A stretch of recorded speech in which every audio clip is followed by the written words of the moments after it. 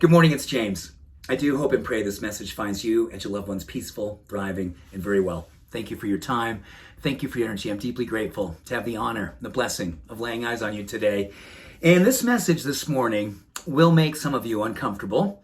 I hope eventually it makes you very comfortable. Comfortable with the experience of recognizing yourself and choosing to love on yourself. There's been countless studies that have been done over the last several decades on the power of love, usually directed towards someone else. Well, this study is directed towards the power of loving ourselves. And for many of us, I can tell you, when there was times in my life, particularly back in my early years of living, I did not love myself. And I was, I had to punish myself. I had to earn love. And there was basically no way in which I could meet the expectations I had of myself, which were basically perfect. And there was no way. And perfectionism is, to me, in my experience of perfection, is just covering up shame. And in that experience, there was very little love to be found for me. And when I kind of got into this experience in my early 20s of studying Sufism and Buddhism and mindfulness meditation, and particularly loving kindness meditation, I started having breakthroughs. And I started really understanding something inside of me really needed this to heal. Something inside of my heart needed to find a way into the ways that I had really built walls between me and my soul, and me and my willingness to see myself with soft eyes and love myself. So I'm happy to say over the last number of years, I've really worked on self-love, and I'm pretty good at it these days. And it's not an ego statement. It's a spiritual practice to love ourselves deeply, unconditionally, and fully go all in with a practice around love. There's been many studies that have talked about the power of love, and I'm going to share with you one study that speaks to the power of loving ourselves. You loving you. And then when you give yourself permission to honestly answer the question, is there room inside of you to love yourself more? What comes up for you? Are you open? Are you feeling it? Are you sensing inside of you there's room to grow there? Well, this is going to really be beautiful. I want to just take one moment, though, before we begin and share with you a beautiful passage from Teilhard de Chardin, who, and you can just go ahead and maybe close your eyes, put your hand on your heart, and just take this in. It's beautiful. Someday, after mastering the winds, the waves, the tides, and mastering gravity, we shall harness for God the energy of love. And then, for the second time in the history of the world, we will have discovered fire.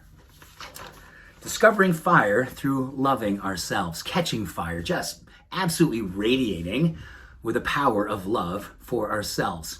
So I'm going to share with you a few things that happen under the influence of loving ourselves in a simple practice that we can do in order to bring this forward in our lives. Number one, studies of love, self-love shows that it actually helps to decrease depression, anxiety, basically anything in the spectrum of issues with mental health, emotional resilience. All are improved or strengthened under the influence of love of self. Your stronger immune system, particularly the natural killer cells that fight cancer and viruses and bacteria, those are strengthened. Lower blood pressure, longer life expectancy, eases acute and chronic pain. It's anti-inflammatory. Giving ourselves love eases pain emotionally and physically.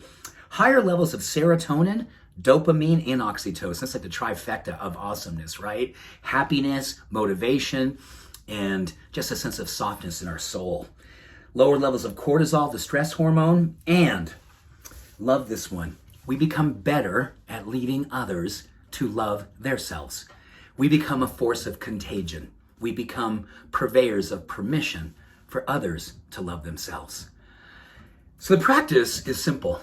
At the end of each day, the study said that just take a few moments and look at your day. Just reflect back at it and look for areas in your life where you showed up, where you were present, where you were kind, where you were loving, where you accomplished something meaningful, something that was fulfilling to you.